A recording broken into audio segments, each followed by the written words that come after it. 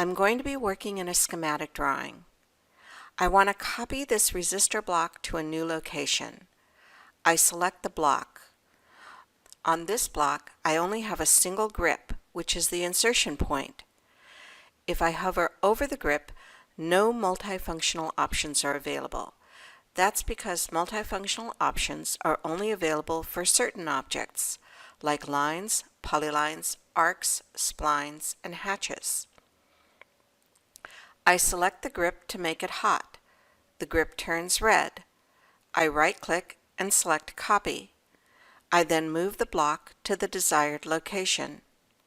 I press Escape to release my selection. I'm going to convert the middle segment of this polyline from a line to an arc. I hover over the middle grip and then choose the Convert to Arc option. You don't really see that it is changed to an arc until I select the grip and stretch it over. To convert it back to a line, I hover over the middle grip and then choose the Convert to Line option. I then use the grip to reset the line. I'm going to move over to this polyline and use a multifunctional grip to add a vertex or point.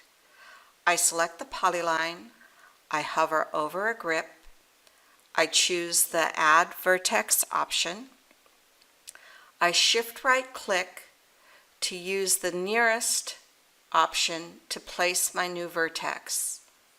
I then use my grips to adjust my polyline to a new shape. I zoom over to this arc. I want to lengthen it. I select the arc. I hover over the grip at the endpoint. I select the Lengthen option. I then move the endpoint to the desired location.